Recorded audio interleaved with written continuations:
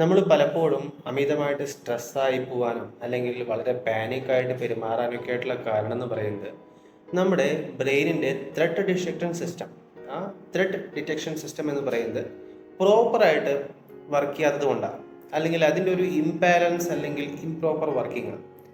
അതിനുള്ള കാരണം എന്ന് പറയുന്നത് പലപ്പോഴും ഒരു ട്രാമ ഫേസ് ചെയ്തതിന് ശേഷം ആ ഇക്വിലിബ്രിയം നഷ്ടപ്പെട്ടിട്ടുള്ള ഒരു അമിഗ്ഡാലയുടെ ഒരു റെസ്പോൺസീവ് സിസ്റ്റത്തിൻ്റെ ഭാഗമായിട്ടായിരിക്കും. ഇതിനെ നേരെയാക്കാനായിട്ട് 2 അപ്രോച്ചുകളാണ് പ്രധാനമായിട്ടുള്ളത്. ഇതിൽ ഒന്നാമത്തെയാണ് ടോപ്പ് ഡൗൺ അപ്രോച്ച്, രണ്ടാമത്തെയാണ് ബോട്ടം അപ്പ് അപ്രോച്ച്. ഇവ രണ്ടും പ്രിൻസിപ്പലായിട്ടുള്ള അപ്രോച്ചുകൾ നമുക്ക് കരുതാം. ഈ ഒന്നാമത്തെ അപ്രോച്ച്, അതായത് ടോപ്പ് ഡൗൺ അപ്രോച്ചിൽ നമ്മൾ പ്രധാനമായിട്ടും ഉപയോഗിക്കുന്നത് നമ്മളുടെ ബ്രെയിനിൻ്റെ ചിന്തിക്കാനും ലോജിക്കലായിട്ട് ചിന്തിച്ച് ഡിസിഷൻസ് എടുക്കാനായിട്ട് നമ്മളെ സഹായിക്കുന്ന ആ ഭാഗമാണ്. അതാണ് നമ്മുടെ ഫ്രണ്ടൽ ലോബ് എന്ന് പറയുന്നത്. പ്രധാനമായിട്ട് ഈ ഫ്രണ്ടൽ ലോബിൻ്റെ പ്രിഫറൻ്റൽ കോർട്ടെക്സിലെ മീഡിയൽ പ്രിഫറൻ്റൽ കോർട്ടെക്സ് ആണ് നമുക്ക് ഇതിനായിട്ടുള്ള ലോജിക്കലായിട്ടുള്ള ജഡ്ജ്മെൻറ്റ്സും പ്ലാനിങ്ങും ഡിസിഷൻ മേക്കിങ്ങിനൊക്കെ നമ്മളെ സഹായിക്കുന്നത്.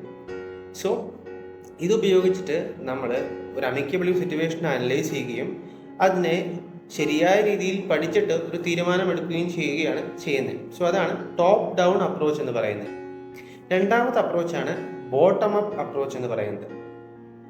സോ ഈ അപ്രോച്ചിൽ നമ്മൾ ഉപയോഗിക്കുക എന്ന് പറയുന്നത് നമ്മുടെ old brain, kind of we can say our reptilian brain, അതായത് നമ്മൾ ഉരകങ്ങളായിരുന്ന സമയത്ത് അല്ലെങ്കിൽ ഉരകങ്ങൾക്ക് കൂടുതലായിട്ടുള്ള ബ്രെയിൻ എന്ന് പറയുന്നത് നമ്മളുടെ പരിണാമ സമയത്തിലെ ഏറ്റവും ആദ്യകാലത്ത് നമുക്കുണ്ടായിരുന്ന തരത്തിലുള്ള ബ്രെയിനാണ് ഈ റെപ്റ്റലിയൻ ബ്രെയിൻ എന്ന് നമുക്ക് പറയാം.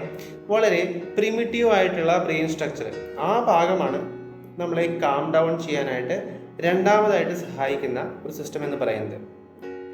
ഇതിലെന്താ ചെയ്യുകയാണെന്ന് വെച്ച് കഴിഞ്ഞാൽ നമ്മളുടെ ബ്രീത്തിങ്ങിലൂടെ, അതുപോലെ തന്നെ നമുക്ക് ഒരു ടച്ചിലൂടെ, അവിടെ നടത്തുന്ന മൂവ്മെൻറ്റിലൂടെയൊക്കെ നമ്മളൊരു കാംനെസ് റീഗെയിൻ ചെയ്യാനായിട്ട്, ഒരു സേഫ്റ്റി റീഗെയിൻ ചെയ്യാനായിട്ട് ശ്രമിക്കുകയാണ് ചെയ്യുക. സോ ടോപ്പ് ഡൗൺ പ്രോസസ്സ് വഴി ചിന്തിച്ച് ഇത് യഥാർത്ഥത്തിൽ അപകടകാരിയായിട്ടുള്ള സിറ്റുവേഷൻ ആണോ, ഇവിടെ ശരിക്കും ത്രെട്ട്ഫുൾ ആണോ എന്ന് മനസ്സിലാക്കുകയും അതിനനുസരിച്ച് നമ്മുടെ പെരുമാറ്റങ്ങളും നമ്മുടെ റെസ്പോൺസുകളും നമ്മൾ മാറ്റുകയാണ് ചെയ്യുന്നത്. അതേ സമയത്ത് രണ്ടാമത്തെ ആയിട്ടുള്ള ബോട്ടം അപ്പ് അപ്രോച്ചിൽ നമ്മൾ ബ്രീത്തിങ്ങിലൂടെ